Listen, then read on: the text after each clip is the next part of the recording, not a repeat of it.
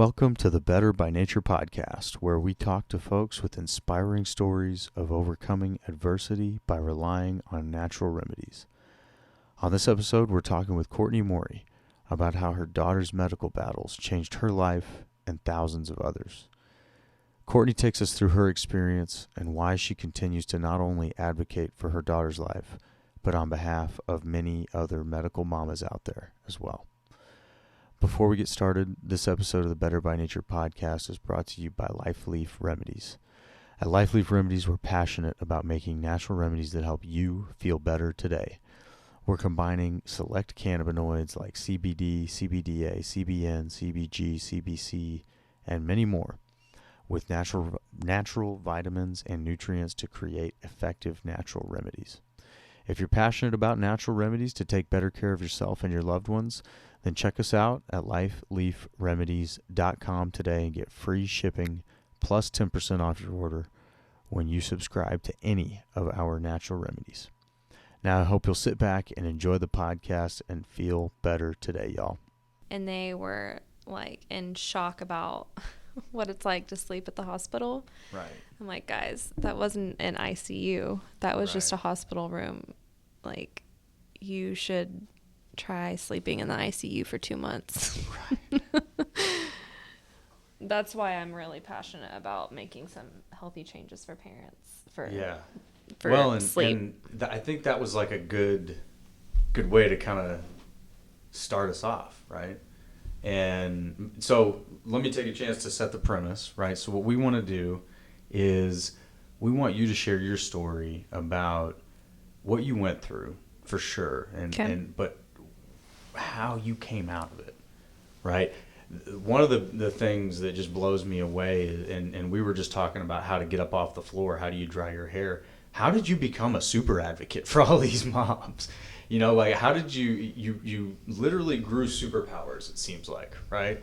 And so I just want to kind of give you the chance to talk about, you know, obviously natural remedies is something we're passionate about and had a role in the story, but really, you know, it's a small piece of it.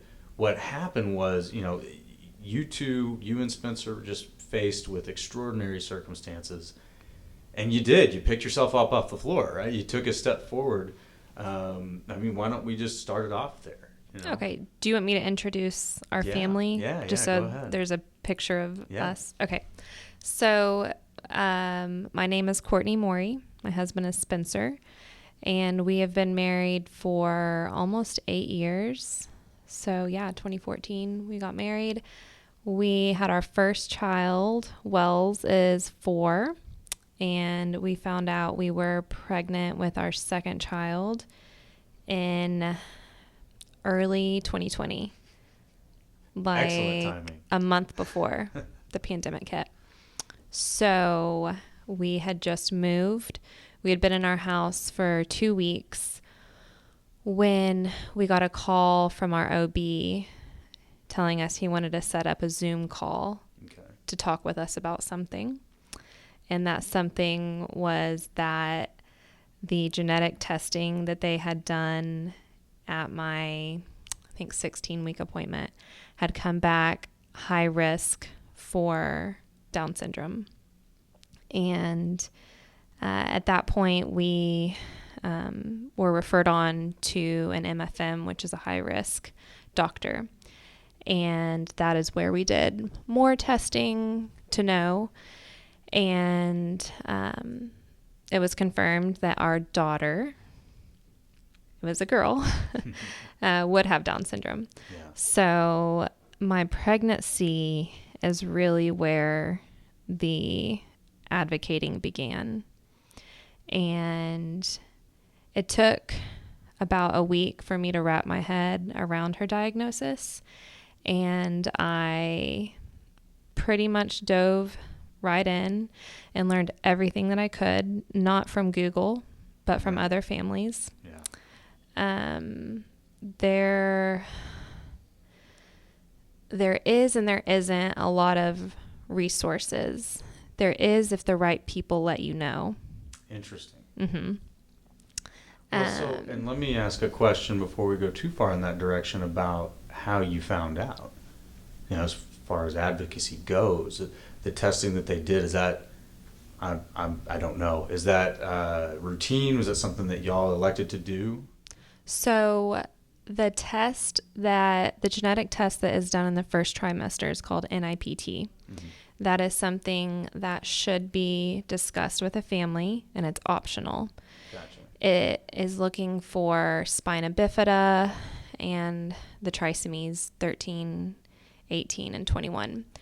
I rejected NIPT testing with our son Wells. Mm-hmm. And I was never asked with Annie. Interesting. So when they called with the results, wow, I was double shocked. Yeah. Well, you did this, but because I knew they took my blood. Well, sure. But we had been discussing about me. We were checking my iron and my personal low blood pressure issues. Wow. So, and I was also 29 years old. I thought Down syndrome only happened to moms over 35, and that is not true. Gotcha. Those are important things to know now, right? Yes, it is. Yeah. So that's wild that you didn't do it with Wells. Mm-hmm. And then with Annie, it was just like, here you go. Right. And I didn't know anything about Down syndrome. Right. As soon as we got off the phone, I was like, what does this mean? Is she going to walk? Is she going to talk? One of my first thoughts is, how is this going to affect Wells? Yeah. And as you know, Spencer spent all 4 years at TCU volunteering at a preschool on campus, an amazing resource called Kinder Frogs. Mm-hmm. So his fraternity was very involved.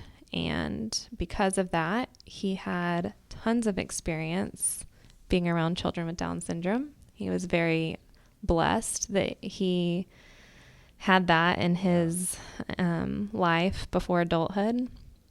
I did not. I didn't grow up with anyone with Down syndrome.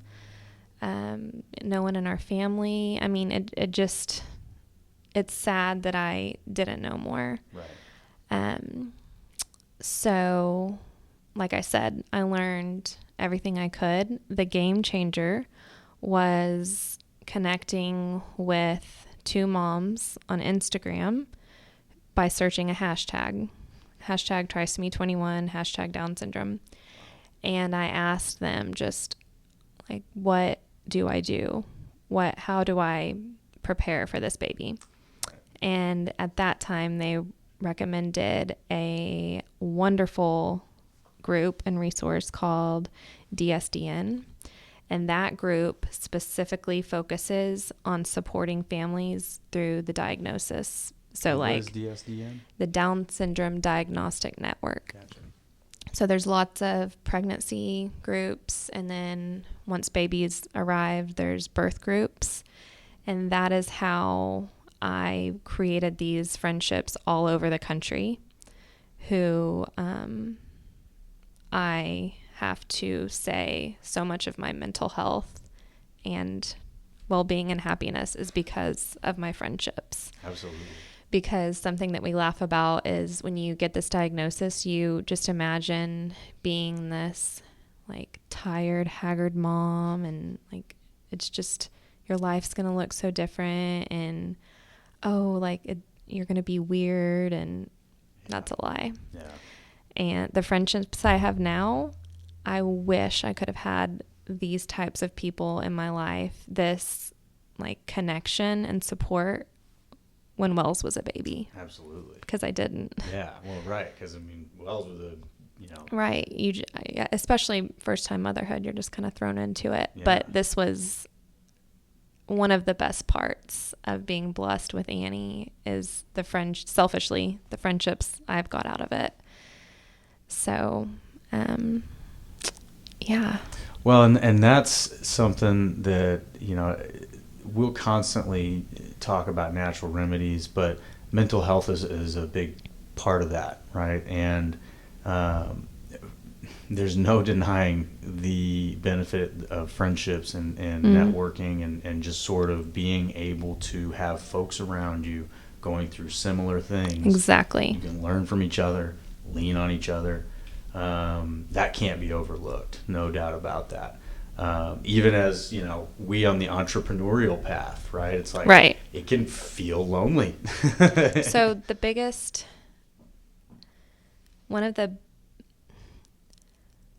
whether it's being a mother of a child with a disability or being a medical mom, what I don't want for any other person in that situation is to feel isolated. Right. And that's where the beauty of social media and these resources that I've mentioned saved me from isolation.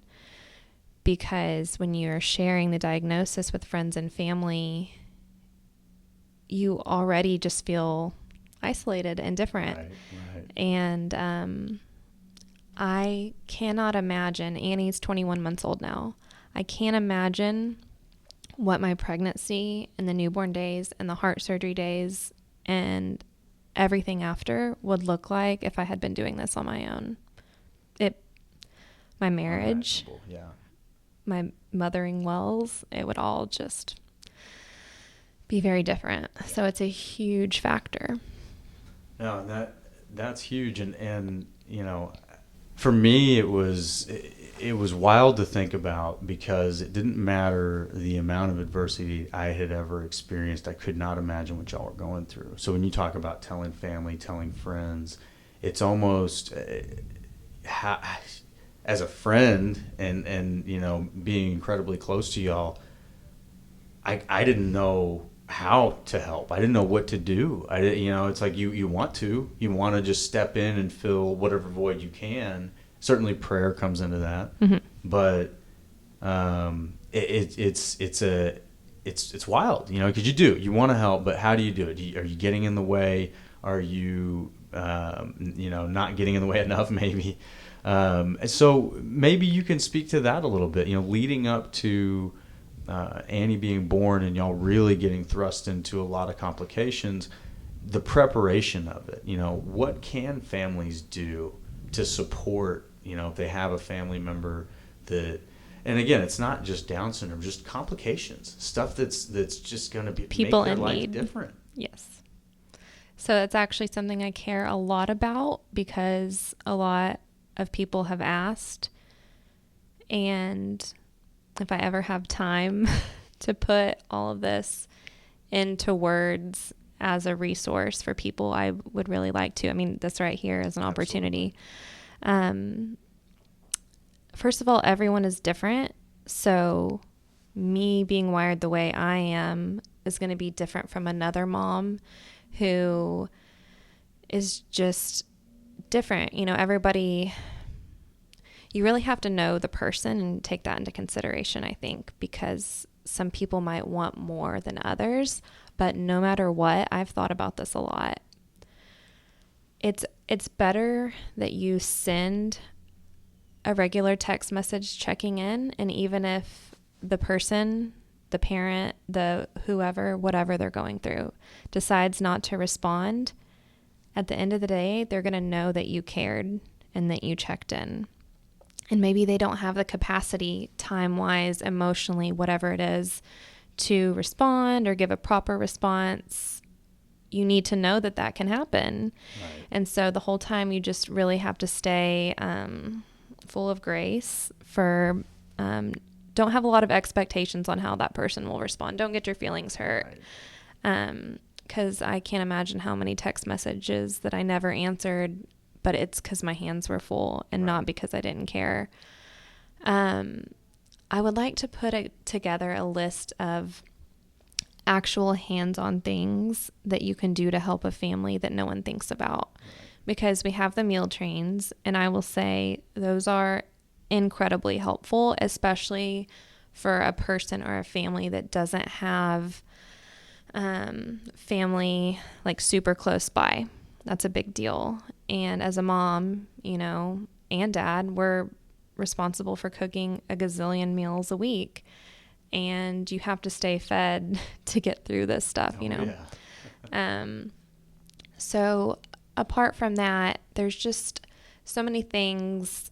Sibling support is so huge. I made a list of friends who I knew my number one priority was, is Wells comfortable to be dropped off at their house? It couldn't just be someone who I know but Wells doesn't. Like, I'll take care of him because he was in a very fragile state. So I made a list of friends where if I dropped him off, he thought, oh, great, this is a play date. He didn't realize that, he was being cared for because of the situation. Right. And those friends, it wasn't just when she was born. It wasn't just during heart surgery.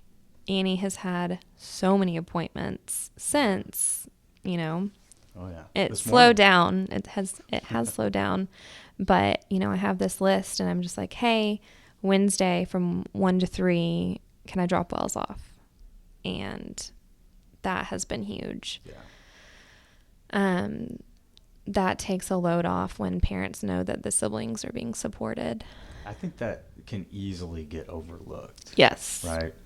Grandparents, or, if grandparents aren't available or in town or whatever it is, siblings healthy, he'll be fine, But you're talking at the peak of it, you guys were in the hospital for 41 days? No, it was longer than that. It was longer than that. 64, 65. days. Yeah. Okay. Yeah. So, that's. And so many families do beyond that. Yeah. So. And I've got our kids, right? I see what it's like when mom leaves. It's not easy for dad because these kids love mama. Right. So yeah, I can't imagine, what Wells would have gone through during that time. One thing I'll never forget is a mom friend who I had shared something about doing the parent swap. This is when Annie was less critical. She was still in the CICU, but she was off the ventilator, etc. So Spencer and I, once she was not on life support, it was back down to one parent only. Incredibly hard. No doubt. To not have that choice. Yeah. Granted, we still had another child to care for, so right. Someone needed to be with Wells. So I had shared something about the back and forth of it being in the parking garage and how it felt. It must have felt like for Wells that Spencer and I had got a divorce. Right. Because we were never together ever for all those days. One of us, we were always separated. Yeah. Oh, there you go. Huh, medicine. Medicine alarm. So my friend had seen the car seat shuffle. Yeah. And she said, oh, you all should absolutely not be dealing with switching car seats. Didn't even ask, just bought us a car seat and brought it to my house. That is the kind of, you see a need, you meet the need, and you don't ask 5,000 questions. Right. Like, in my mind, that is like stellar. Yeah. Friendship. Humanity. Yes. Just got to take care of each other. So a lot of it is having the eyes to see needs. I was definitely sharing it all. So it was out there. Yeah. Sometimes you have to pry a little bit more. Well, I think that's something that maybe you could speak to a little bit, because you're fantastic at sharing. And, it's sometimes hard to keep up because you've got so much to share. But that's not easy for everybody. It's not, for whatever reason, one reason or another, mm-hmm. whether it's just too much information, or if you're introverted and just don't want to put all the information out there, you think people don't want to hear it. I think that was very important, what you were doing, because it did help us in a time that was totally chaotic. So many people, their lives were tossed up and not sure what's right. going on with the pandemic. That was very meaningful to get those updates from you, because it does help folks from the outside looking in know what you need, know where you're at. And otherwise you just don't hear from folks, mm-hmm. and that's tough too, right? like you're saying, reach out, see the need, meet the need. But so I got to commend you on how much you shared and just consistently. It's not like you had one big Facebook post. You were daily giving updates on what was happening in detail. I think it was for a few reasons. It all started when we shared Annie's diagnosis. I can't remember how long. I think it was about a month and a half before I put it on social media that Annie would have Down syndrome. And that was my first social taste of advocating for her. It was introducing our bubble of the world of, this is what it is, this is how we feel about it, don't tell us you're sorry. And it sets a tone. It set a tone because before Annie, I wouldn't have known how to respond necessarily, but she can't speak right now, and so I'm her voice. And what do I? It's just this fierceness is grown for your child, and so the regular updates, a lot of that had to do with, okay, this is one central, I'm putting it out there. What's going on. So, you can't handle 50, how is Annie? How are you? Then people knew, okay, look there. And that cut down on stress for me. Absolutely. It was also a way for me to process. There was so much coming at us in that time that if I wrote it, then it helped me think through. I processed it, and I could really try to get a grip on what was even happening. Yeah. So it was, I know it probably seems like, wow, that was a lot, but it was really healthy for me for several reasons: to advocate, to process, to communicate, one and done type thing. So. I get intimidated around life updates, the number of phone calls you got to make and how much time each one of them is going to take. Mm-hmm. So when you're in something where it's like it's changing every day, you have to have that almost. Mm-hmm. Well, why don't you take us through that? Take us through what happened. We kind of have introduced the family and the idea that, all right, so Annie was diagnosed with Down syndrome. You found out, once Annie was born, how did that go? Okay, so we knew from her 20-week anatomy scan that she had a heart defect called AVSD, the atrioventricular septal defect, which essentially are two holes in the heart sort of becoming one large hole. Right. And it's not a super uncommon defect, very common with Down syndrome. Our surgeon has done, this might be wrong, but like thousands of these successfully. Fort Worth's Hospital Cook Children's has Vincent Tam as the surgeon. And if I can use this opportunity for anyone listening in the Fort Worth area to know what a special human he is. So we started meeting with him when I was pregnant. Mm-hmm. So prenatal care for Annie's heart in utero, which is amazing. And so again, I'm talking to all these moms who are walking a similar road. 50% of children with Down syndrome will have a heart defect. Of those 50% of those will need to be operated on. So 25%. Okay. Yeah.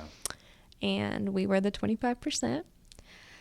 What I didn't know is that Annie's AVSD was extra tricky. I think that maybe they didn't want to scare me with that because I had just given birth and I have a newborn. And I mean, we were going to the cardiologist regularly and love our cardiologist.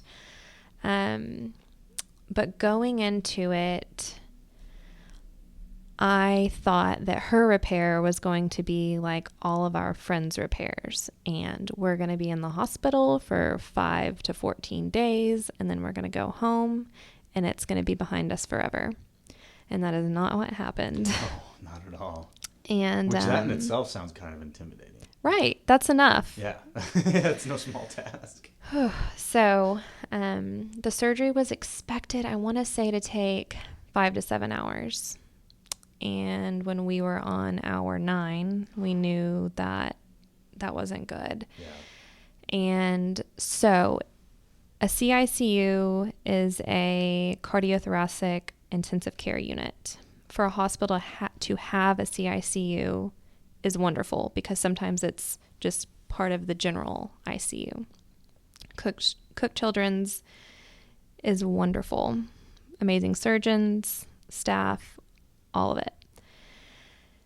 The doctors that tend to the babies once surgery has been performed are intensivists, and they are both like heart specialists but also full body because they're taking care of the whole body after surgery. So one of our favorite intensivists came up on I don't remember, and told us that Annie was having a hard time coming off of bypass. And the bypass machine is what, so fun fact, when a heart is operated on, the blood is completely drained from the heart, and the bypass machine will be functioning as the heart.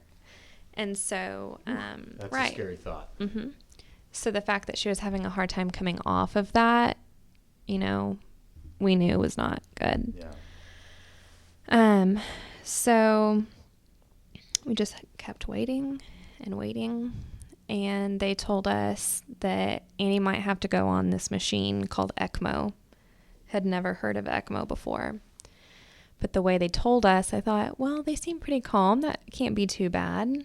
And then they came back out another hour later. Okay, never mind. She's not going to need that. So we got her off bypass, and she's in recovery.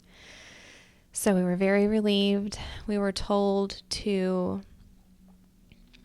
that the first night in the ICU, there's so many people in the room.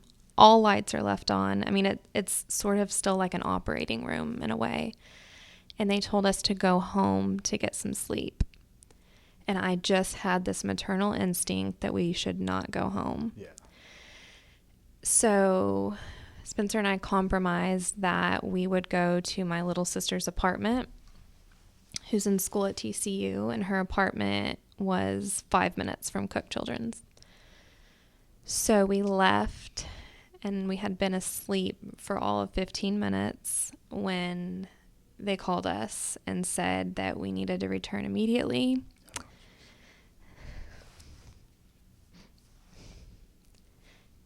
And I don't actually remember going back to the hospital because I think the body goes into whatever protective mode. Almost a state of shock. Yes. Sure, yeah.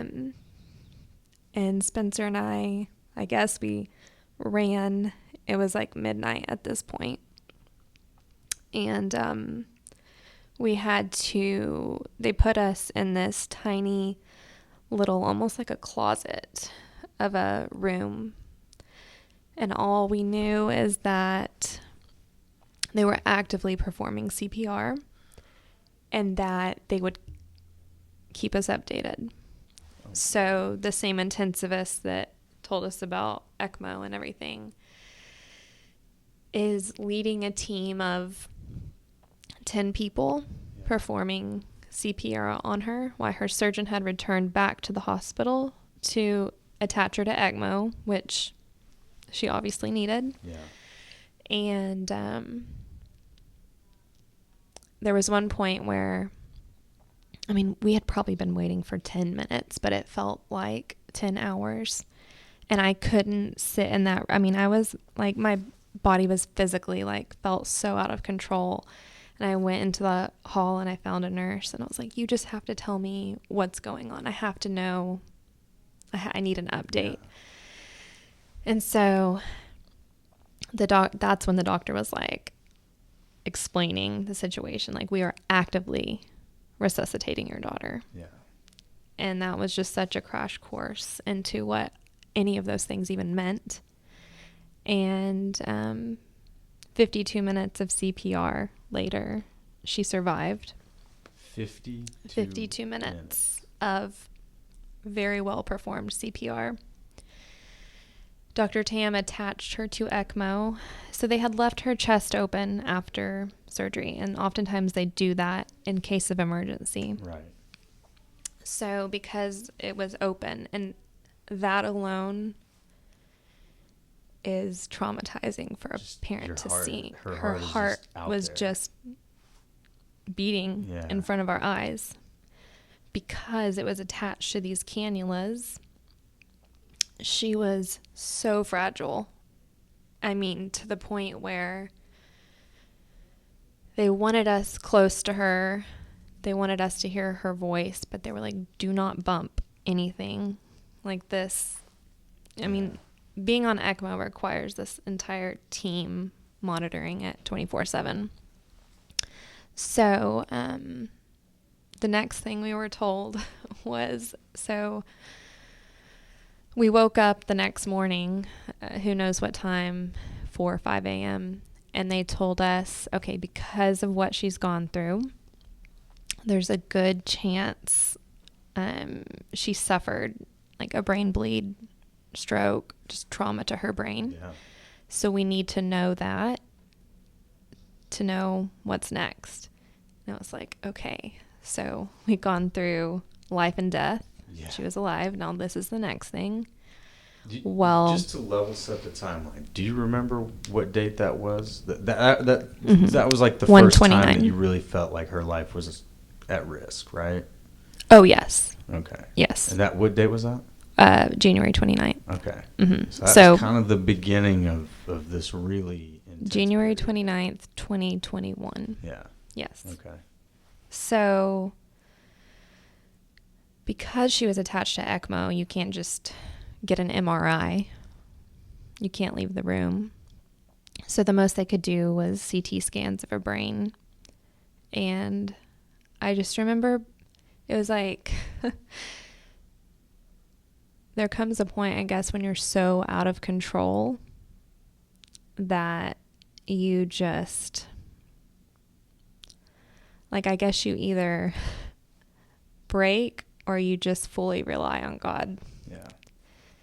And they told us that they saw nothing in the scan that would show that there was trauma to her brain. Wow. So that was our second miracle. Oh my gosh. She lived there. Mm-hmm. And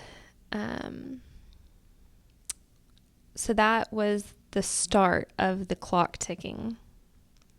ECMO saves people's lives, but it is also, you have to be on blood thinners to be on the machine. And you're constantly at risk for more trauma to happen to your brain. Right. Or for an organ to shut down. Like, it's really hard, I think, on the kidneys. The kidneys were a big one. And so it's this terrifying balance of, okay, she needs this. Okay, how long do we keep her on it? Because the whole thing is ECMO functions as the heart and lungs, which allows the heart time to recover. And what had happened was Annie's surgery was performed perfectly. The repair anatomically was perfect. How her body responded to that change is what wasn't good. Yeah. And the pressures going from the heart to the lungs. And that's when something called pulmonary hypertension became our worst enemy. And so we knew that we were on a timeline, and it was just about her heart resting. And I'll never forget the intensivist saying, either she'll do it or she won't. Yeah.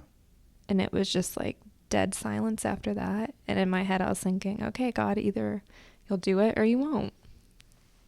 Because I can't do anything about this. And yeah, how do you just not hit the floor? Those are my thoughts as a parent. Don't ever underestimate the power of people praying for you, because I'm so confident that, I mean, Spencer and I should have been at each other's throats, right? The amount of stress, the environment, all of that. And I would reflect on the day and think, like, wow, how am I not just crying where I can't stop? I mean, I cry a lot. I'm crying right now. And I really did not cry very much. I mean, I would have really, the most of the times I cried is when people would call and, show compassion, and that would really get me. So yeah, we were just surrounded by support and prayer, and that made such a difference. Yeah, no doubt. I was contributing to that. Yes, you were. No, and again, the reality of just getting those text messages from your friend. It's like, hey, I need you to pray. That's the only thing I can ask for you to do.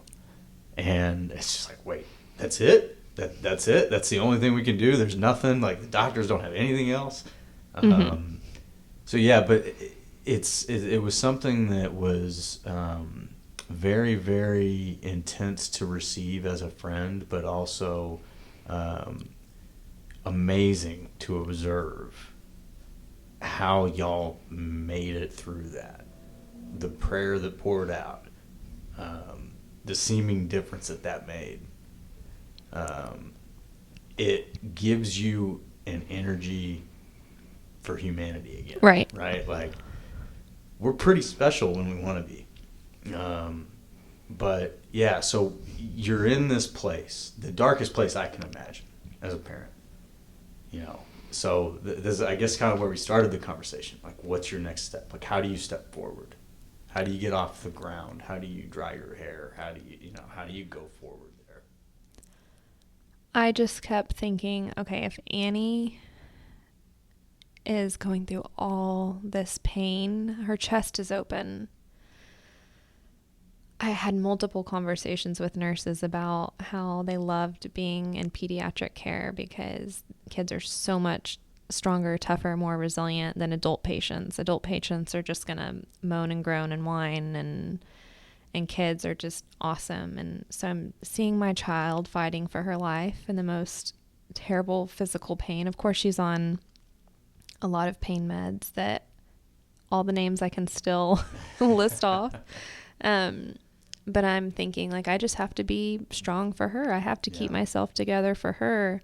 I have to, while we wait. So it all came down to the ECMO trial. And the trial is when the surgeon and the intensivist and the staff all come in, and they basically reduce and then can completely clamp the machine and see what the heart can do. And I want to say on day 7 is when we had Annie's trial. And that is the day that everyone came out and prayed in person outside of her hospital window for her life. And I'm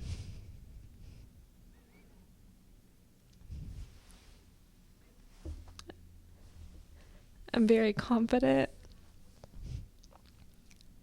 that public expression of begging for mercy for her life, God saw. And it was actually too much for me to handle. That's a lot. Spencer stayed in the room. I couldn't handle the will she do it or will she not? I couldn't handle it.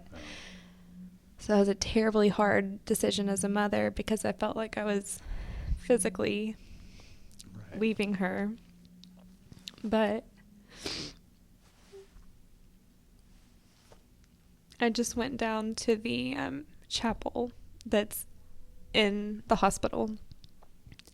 And there's this beautiful stained glass taking up like a whole wall in the chapel. And I was just by myself, which was actually really nice. And I just met with God in a way that I never had before.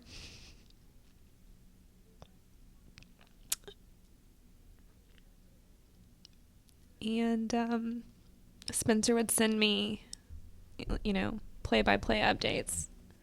Okay, they're starting, and our surgeon, Dr. Tam, has his nurses call it Tam time. He's on his own schedule, and that's because he's the best and he can do whatever he wants. And whatever he was doing before that to be late, is saving another life, and that's just fine. So we thought it was going to start at, I don't know, I think it was 9 o'clock or 10 o'clock, and it ended up being an hour and a half later. So again, a lot of intensity of waiting. And so I think her goal was to go for 2 minutes, I think was the goal. And Spencer told me, okay, it started. And I'm just praying and waiting and crying and begging. And I can still remember like the words, and my brain is so fried and tired all this time later. He was like, she's doing it, baby. She's doing it. She's still doing it. Oh my gosh, they're so amazed. She's still doing it. They're not stopping. They're still letting her go. And she went 18 minutes. Oh. And they finally said, okay, like we've seen enough. And, I think the doctors were just very surprised at her miraculous recovery, our third miracle. Yeah. And so she went back on. It wasn't like immediately take her off. They knew she would be on for another 24 hours. And then, so that was a Friday. And then on Sunday, Dr. Tam took the cannulas out. And at that time, he placed her pacemaker because she did need that. The electrical system of her heart had been damaged during all of that trauma, the CPR, the ECMO, all of it. So they were like, she's going to need a pacemaker. And if someone had told me before surgery, your child's going to need a pacemaker, I would have been so distraught. But it was like, okay, we have a way to fix this. Yes.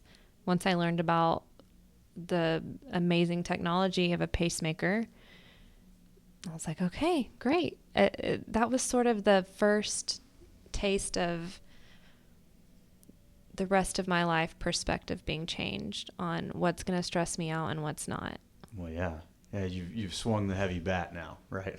Right. So now she has this pacemaker that is actually not in her chest, because when they're so little, there's not room. It's in her abdomen.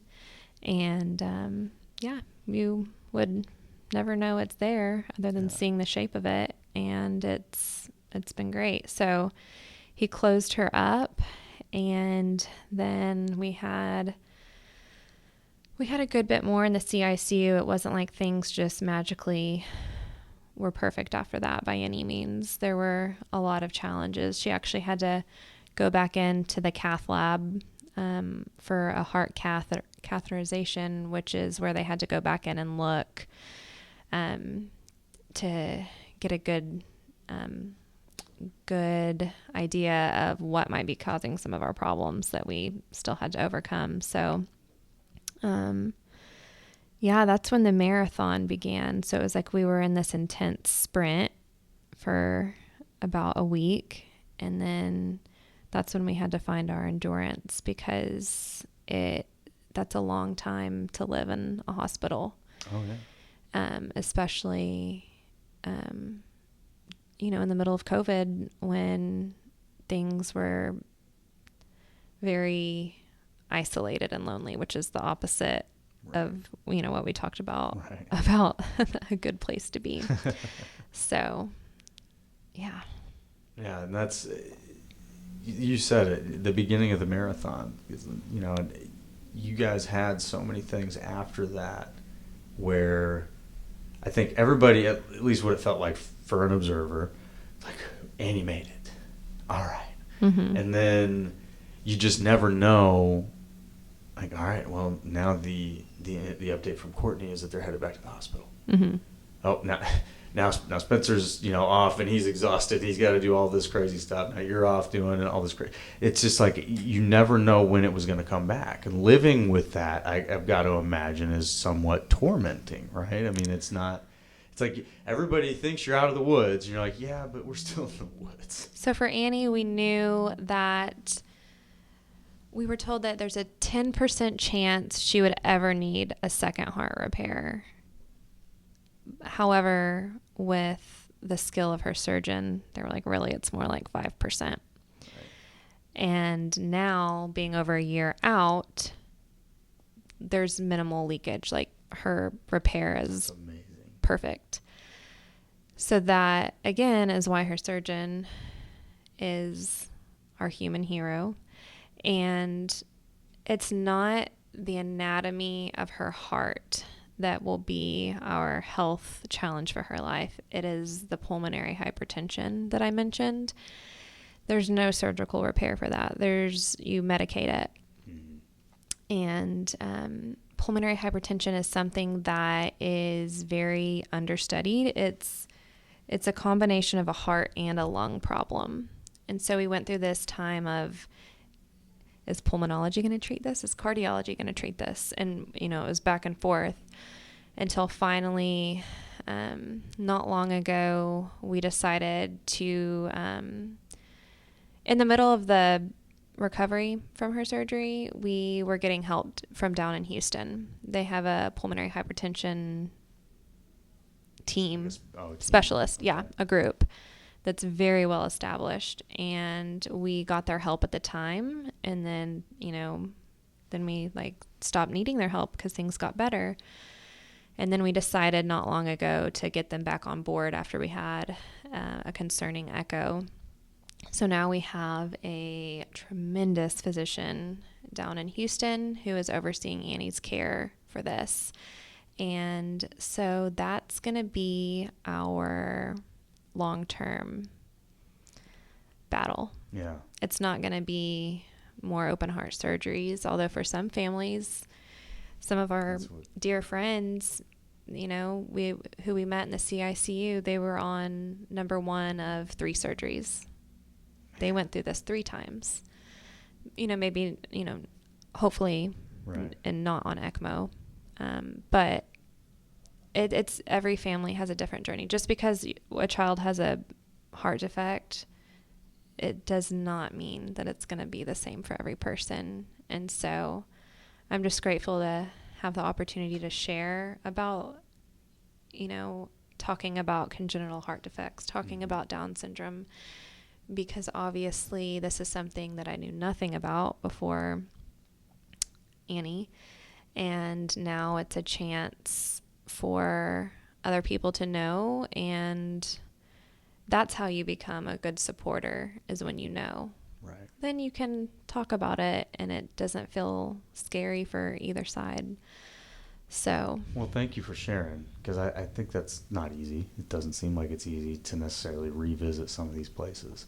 It can be hard, yeah. I think it's important. It's something like you'd said. You weren't aware of this world before you were thrust into it. I certainly was. Few are, right? Right, yeah. And I certainly knew people growing up that had Down syndrome, and I always thought they were pretty impressive individuals. There were a lot of, the energy that they have is unmatched, but you don't realize the world that they're really living in. You just see them, in your life. You see them whether it's at school or work or wherever it is. People rarely get a glimpse into what you experienced and what you shared. And it's hard for people to make that important without understanding what's really going on. Right, which is really why I choose to share. And my hope, if I could have any ask from anyone listening to this, is next time you see an individual with Down syndrome or whatever disability, when you see them, don't just see their differences. Know that maybe that child had open heart surgery. I mean, like I said, there's a 25% chance they did, but I can tell you that reaching the milestones, they had to work extra hard, as did their parents. So I just want all of those individuals to be respected for all of the hard work they've done to learn to walk, to learn to talk, maybe to have their heart repaired, or to overcome a myriad of medical battles. And I think that if we have that perspective,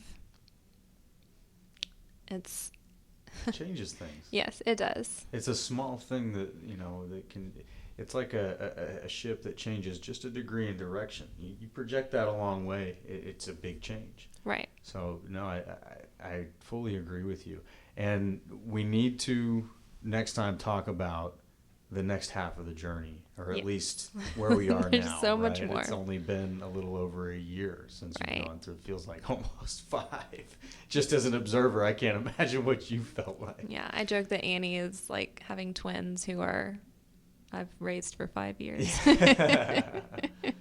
So we'll get into that, but thank you again, Courtney, for sharing. Thank you. Hopefully you're inspiring other people who are going through this, or might have gone through it, will go through it. Mm-hmm. They're not going through this alone. It's hard, but it's not impossible. And I can imagine is worth the journey, right? And just seeing what Annie's doing now. 100 times over. Yeah. All right. Well, thank you so much, Courtney. Thank you for having me.